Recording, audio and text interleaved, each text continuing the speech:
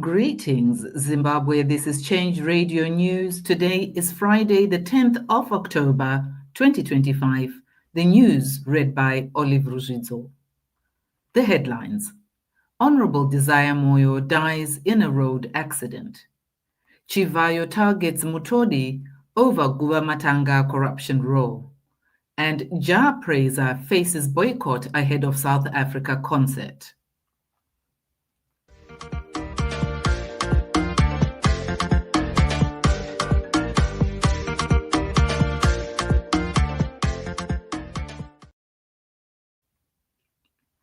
And now for the news in detail.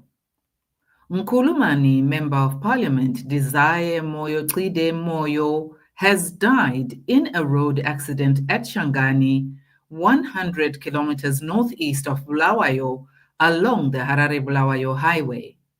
The accident occurred in the early hours today.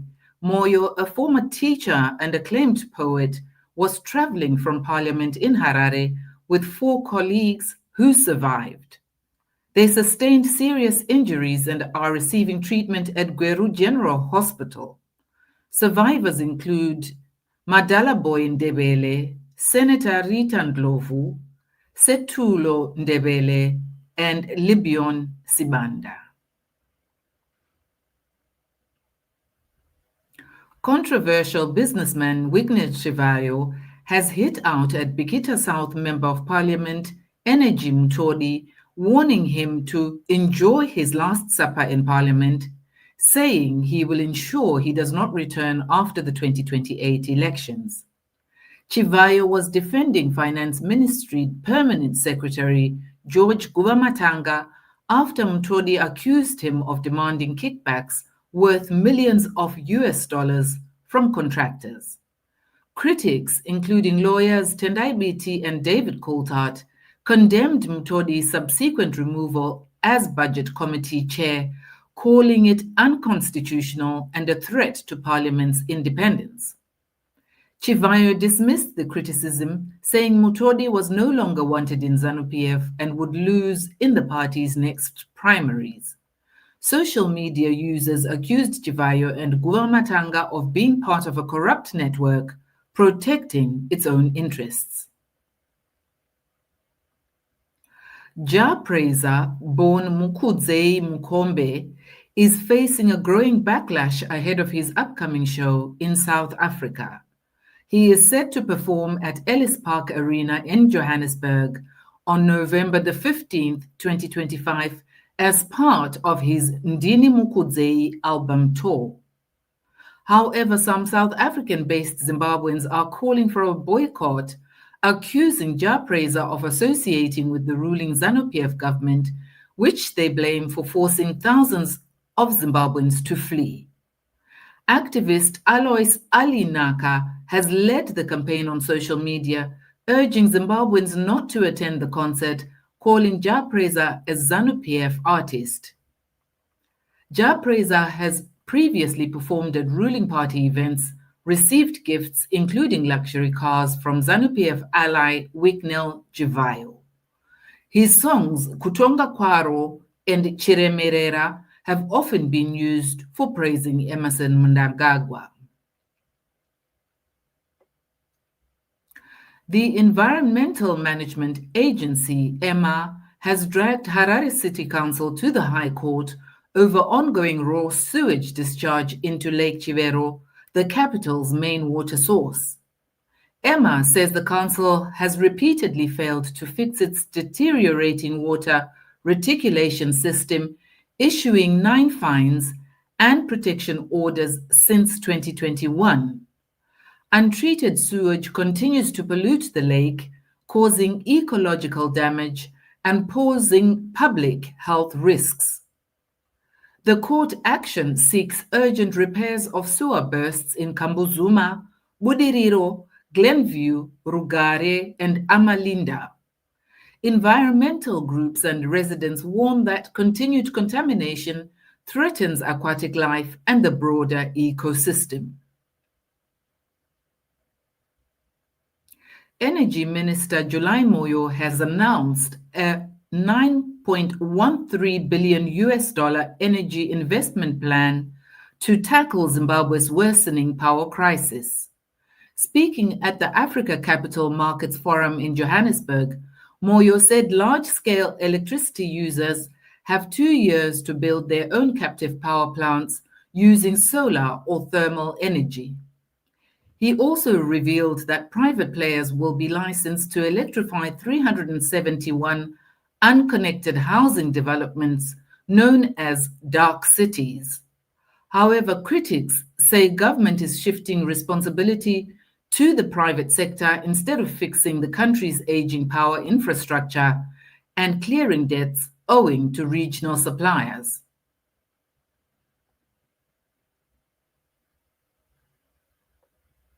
Farmers in Sanyati have appealed for increased government funding for the Grain Marketing Board. The call came through the 2026 National Budget consultations at Patchway Community Hall. They warned that the delays in payments for delivered grain make it difficult to buy seeds and other farming inputs, disrupting harvests and threatening national food security. Farmers urged the government to prioritize GMB funding to improve operations and restore confidence in the marketing system. Bulawayo Mayor David Coltart says the City Council has zero tolerance for corruption. He warned that anyone involved in corrupt practices will face the full force of the law. Let's hear him speak. Let's deal with the negative first of all. We are all conscious, unfortunately, of developments which have affected this council even in the last month regarding corruption, allegations of corruption. And I need to restate this afternoon what I said when I and all of us were inaugurated. That my approach, and I know it's shared by the vast majority of you, is that as a council we adopt an absolutely zero tolerance approach to corruption. If any of us are involved in corrupt acts, my hope is that the rule of law will prevail, that the authorities will move with vigor and expedite any investigation. Because corruption is a cancer which undermines our work, which is a betrayal of everything that residents and citizens voted us into this office for. And so all of us need to adopt a similar stance of absolute zero tolerance to it. And I call of all of us to recommit ourselves to that lofty principle. Doesn't matter how good we are technically, doesn't matter how wealthy we are, doesn't matter what connections we have. If we don't run the affairs of this council with absolute integrity, then we will not achieve the goals and act in the best interests of residents.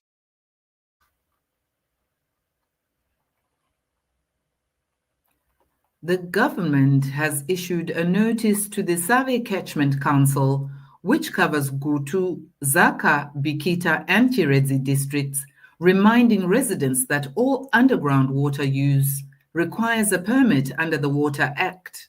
Farming along riverbeds is prohibited, and anyone wishing to drill boreholes must first obtain an authority to drill.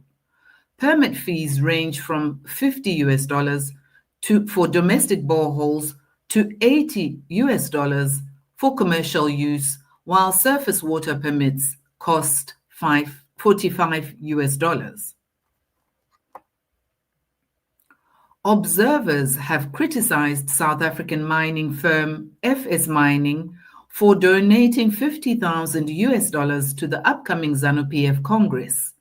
The company, owned by Precious Mabuza, the daughter of former South African Vice President David Mabuza, has been accused of neglecting local communities while contributing large sums to a party that benefits from state resources.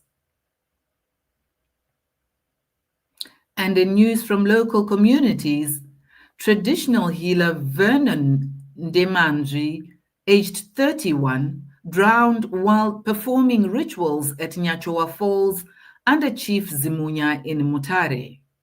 His body was found floating 5 days later and reported to the police. He had gone into deeper waters during the ritual with a companion, and despite traditional leaders claiming he would return, he did not survive. A Mutoko community of Kumahaka was left in shock after one of their members was shot dead by his Chinese employer. The man, whose identity is yet to be revealed, is said to have approached his employer demanding his salary. The employer shot him and dumped his body. The body was later found, and 5 men were also apprehended in relation to the shooting. In international news, the 2025 Nobel Peace Prize has been awarded to Venezuelan opposition leader Maria Corina Machado for her tireless work promoting democracy. Machado, who has been in hiding since last year's presidential elections, was recognized for uniting the country's opposition and advocating for a peaceful transformation, for a peaceful transition from dictatorship to democracy. The Nobel Committee praised her courage in defending human rights under an authoritarian regime, saying her work keeps flame of democracy burning amidst a growing darkness. And finally, in sports news, Warriors coach Michael Neese says Zimbabwe will play competitively and avoid any suggestion of favoring South Africa in tonight's penultimate 2026 FIFA World Cup qualifiers Group C match. Although Zimbabwe is already out of contention, South Africa aims for a crucial win to strengthen their position at the top of the group. Neese emphasized that his team's priority is to be fair competitors and improve as a unit. The match kicks off at 6 p.m. Central African Time at a neutral venue, Moses Mabhida Stadium in Durban.